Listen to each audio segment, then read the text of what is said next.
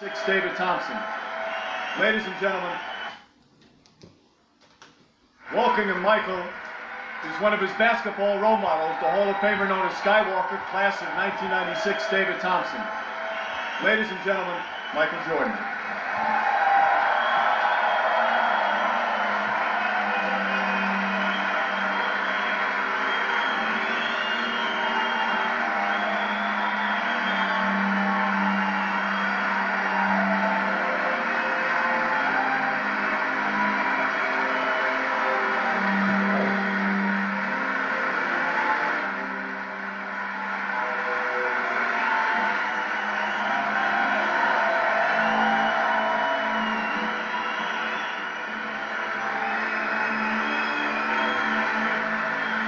Thank you.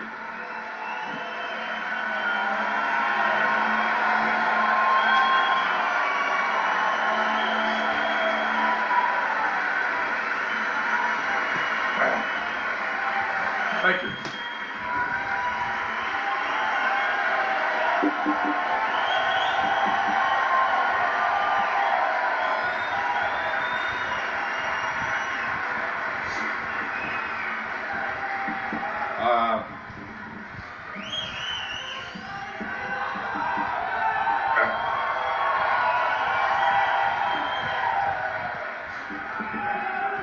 I told all my friends I was going to come up here and say thank you and walk off.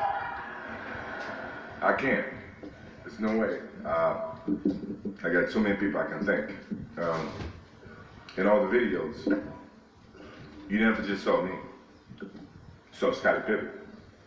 Every championship I won.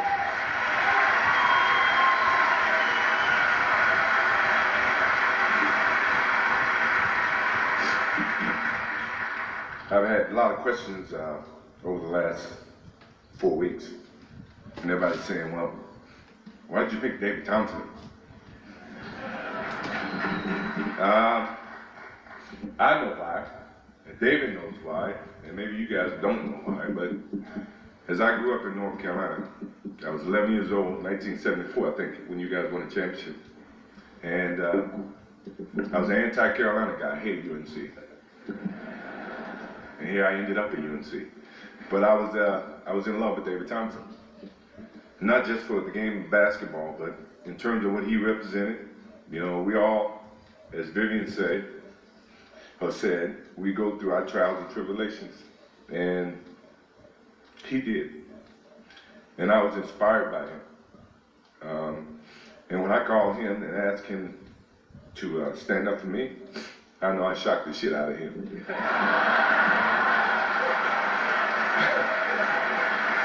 I know I did.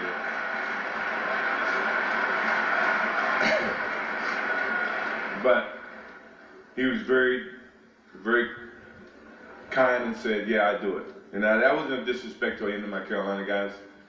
They all know that I'm true blue Carolina guy to the heart. You know, Coach Smith, Larry Brown, Sam Perkins, James Worthy, you know, all of those guys. Well, it all starts with my parents. You guys see all the highlights. What is it about me that you guys don't know? As I sit up here and I watch all the other recipients stand up here and they give their history and so many things I didn't know about Jerry Sloan. I know he lived on the farm, but I didn't know he was in a small classroom from first grade to the 8th grade. Even David Robinson, I've known David for some time, and you know, I found some things out about him, and even with John, I found some bad things or good things about him, and even Viv, I've known Viv for years, and her and my father and my mom spent a lot of time on the Nike trips, and you know, I found out a lot of good things about her. But what about me that you guys don't know? I got two brothers, James and Larry. They're 5'4", 5'5" in height.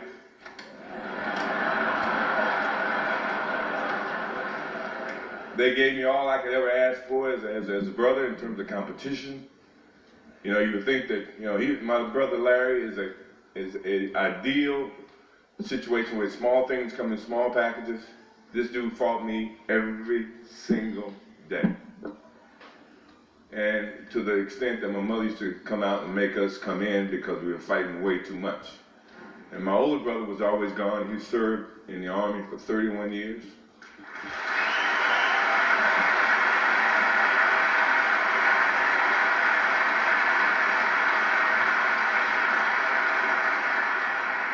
And the competition didn't stop there. My sister, who was 1 year younger than me, Rob, never wanted to be home by herself. She took classes, extra classes, to graduate from high school with me, to go to University of North Carolina with me, and to graduate prior than me.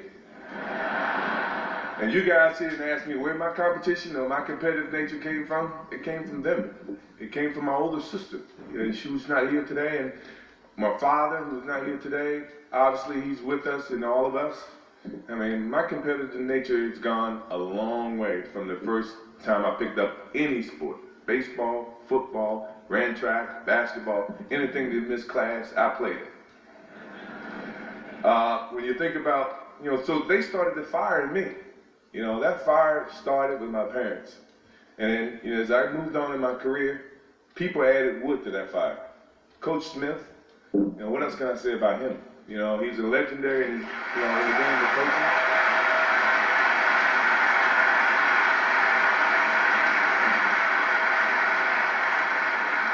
And then there's Leroy Smith. Now you gotta think that's a myth. Leroy Smith was a guy, when I got cut, he made the team on the varsity team. And he's here tonight. He's still the same 6'7" guy. He's not any bigger. Probably his game is about the same. But he started the whole process with me, because when he made the team and I didn't, I wanted to prove not just to Leroy Smith, not just to myself, but to the coach who actually picked Leroy over me. I wanted to make sure you understood, you made a mistake, dude.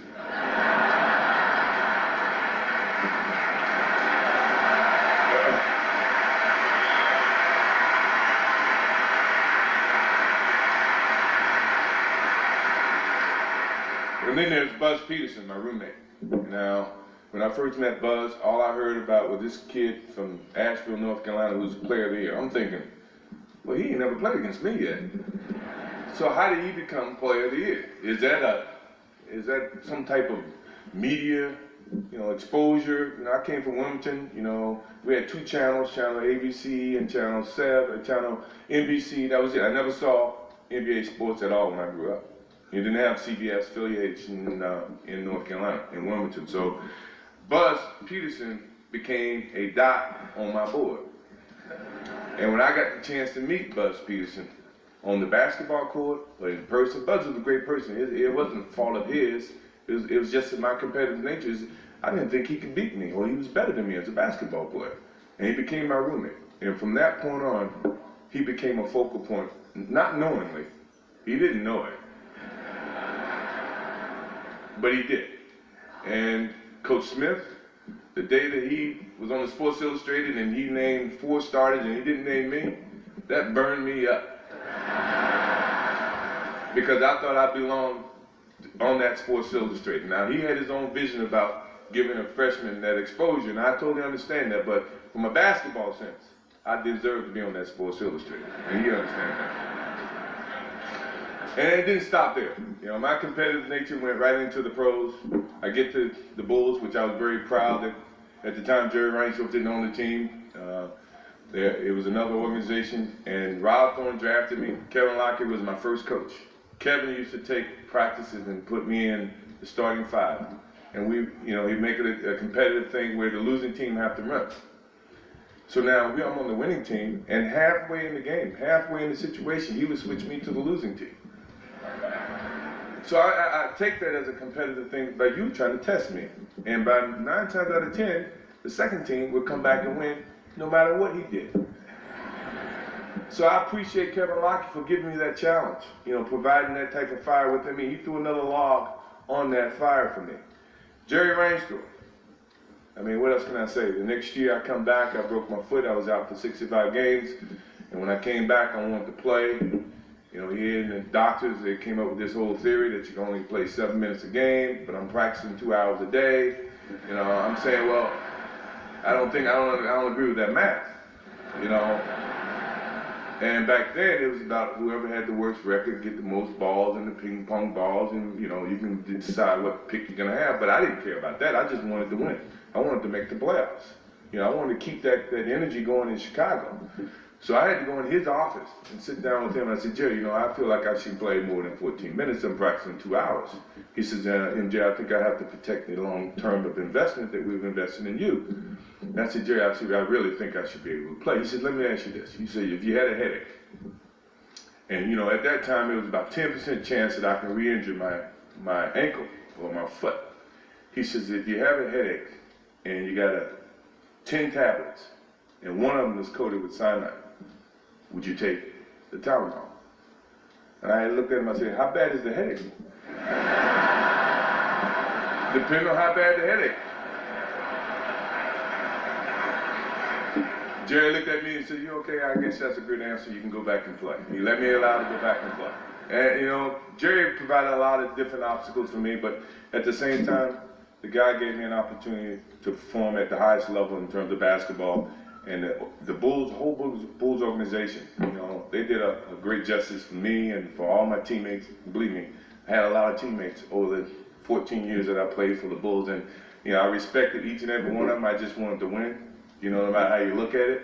And then along came Doug Collins, who was caught in the whole mix of this Jerry Krause and Jerry Reinsdorf, and you know, at the same time, he, you know, when I was trying to play in the summertime, he said, well, you know, you're a part of the organization, and the organization said you can't play in the summertime. I said, Doug, you hadn't read the fine print in my contract. And my contract said I had the love of the game clause. That means I can play anytime I want, any place I want. And Doug looked at me and said, yeah, you're right. And that's how we became, you know, a little closer in terms of Doug Collins and myself. And, you know, Jerry Krause is right there, and Jerry's not here. Obviously, I don't know who invited him. I didn't, but I hope he understands. I hope he understands it goes a long way, and he was a very competitive person. I was a very competitive person. He said organization wins championships. I said, I didn't see organization playing with the flu in Utah. I didn't see him playing with, you know, with the bad ankle.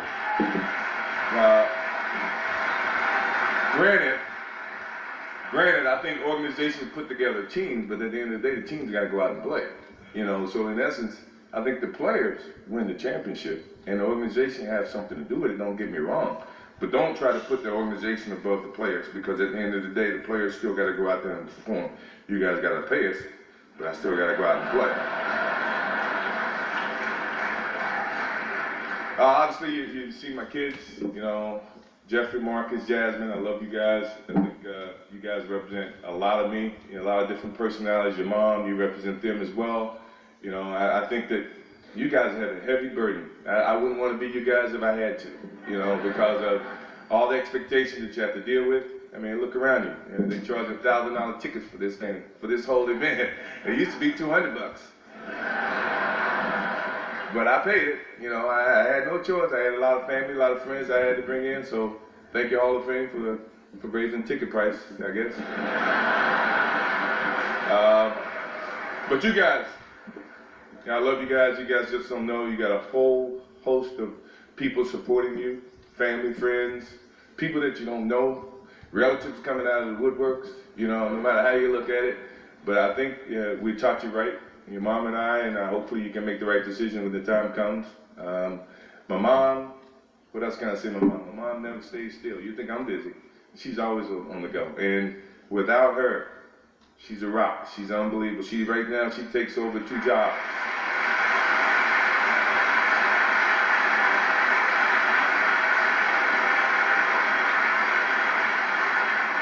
She's an unbelievable woman.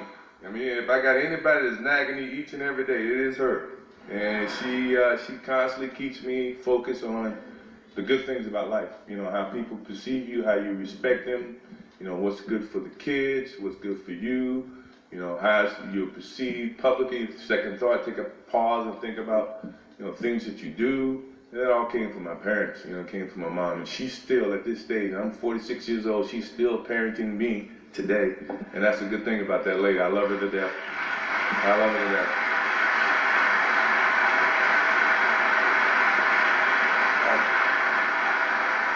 And I'm gonna thank a couple people that you guys probably wouldn't even think that I would thank.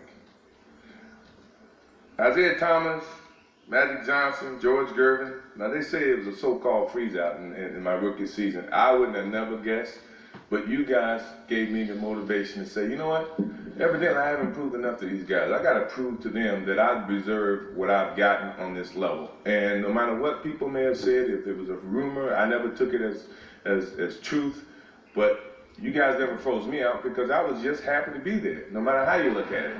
You know, and from that point forward, you know, I wanted to prove to you, Magic, Larry, George, everybody, that I deserve to be on this level as much as anybody else. And I hopefully, over the period of my career, I've done that, without a doubt. You know, even in the Detroit years, we've done that.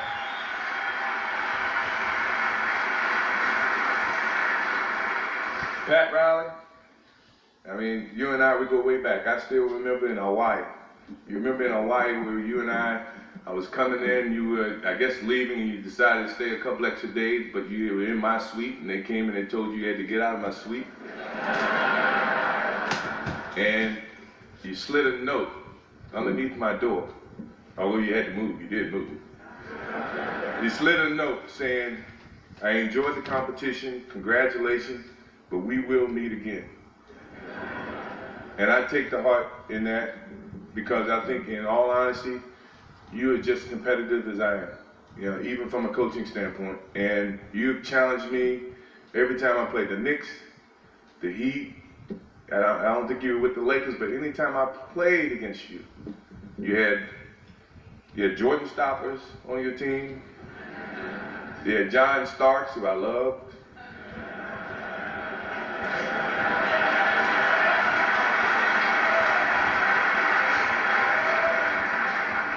You even had my friend Charles Oakley saying we can't go to lunch and we can't go to dinner because Pat doesn't believe in fraternizing between the two of us. And this guy hit me harder than anybody else in the league, and he was my best friend. Patrick Ewing, we had the same age, we came out at the same time, but we couldn't go to lunch. Why is this? You think I'm gonna play against Patrick any different than I play against anybody else? No, no. And then you had your little guy who was on your staff who became the Knicks coach after you, Jeff Van Gundy. He said I conned the players, I befriended them, and then I attacked them on the basketball court. Where did that come from? I just so happen to be a friendly guy. I get along with everybody, but at the same time, when the light comes on, I'm as competitive as anybody you know. You know, so you guys, I must say thank you very much for giving me that motivation that I desperately needed.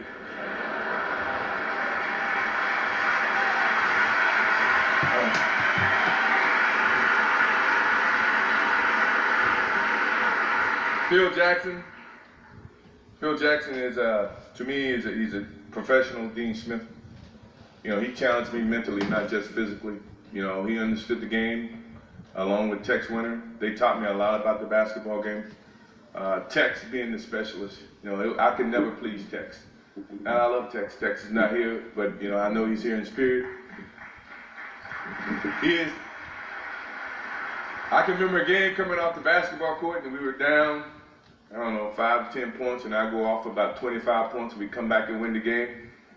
And we're walking off the floor, and Tex looked at me and said, you know, there's no I in team. I say, Tex, it's not an I in team, but it's I in win.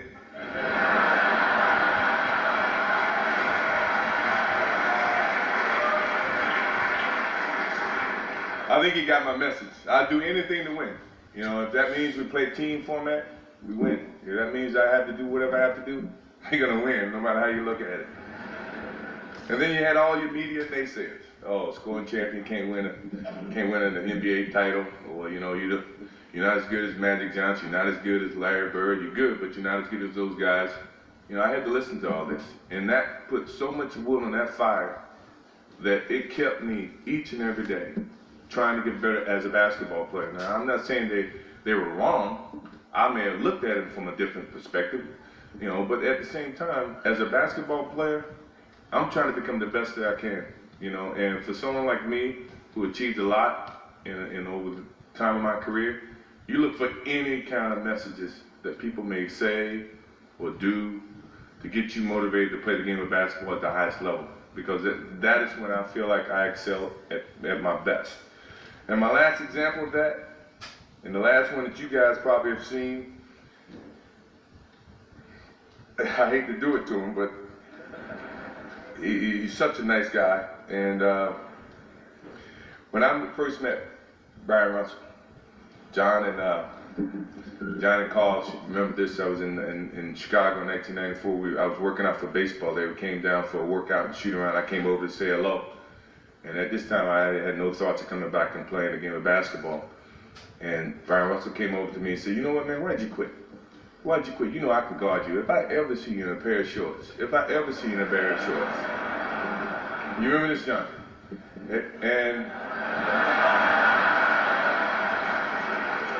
so when I did decide to come back in 1995, and then we played Utah in 96, I'm at the center circle, and Brian Russell sitting next to me, and I look over to Brian. I said, remember this conversation you made in 1994 about I think I can guard you, I can shut you down, I would love to play against you. Well, you about to get your chance. And believe me, ever since that day, he got his chance. I don't know how succeeding he was, but I think he had his chance, and believe me, I relished on that point, and from this day forward, if I ever see him in shorts, I'm coming at him.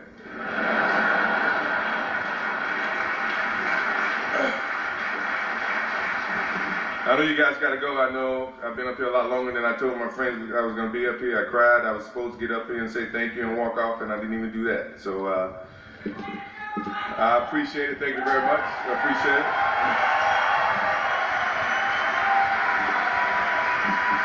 As I close, the game of basketball has been everything to me. My refuge, my place I've always gone when I needed to find comfort and peace. It's been a source of intense pain and source of most intense feelings of joy and satisfaction, and one that no one can even imagine. It's been a relationship that has evolved over time and has given me the greatest respect and love for the game. It's provided me with a platform to share my passion with millions in a way I neither expected nor could have imagined in my career. I hope that it's given the millions of people that I've touched the optimism and the desire to achieve their goals through hard work, perseverance, and positive attitude. Although I'm recognized with this tremendous honor of being in the Basketball Hall of Fame, I don't look at this moment as a defining end to my relationship with the game of basketball. It's simply a continuation of something that I started a long time ago. One day you might look up and see me playing the game at 50. Oh, don't laugh. Don't laugh. Never say never. Because limits, like fears, are often just an illusion. Thank you very much. Look forward to it.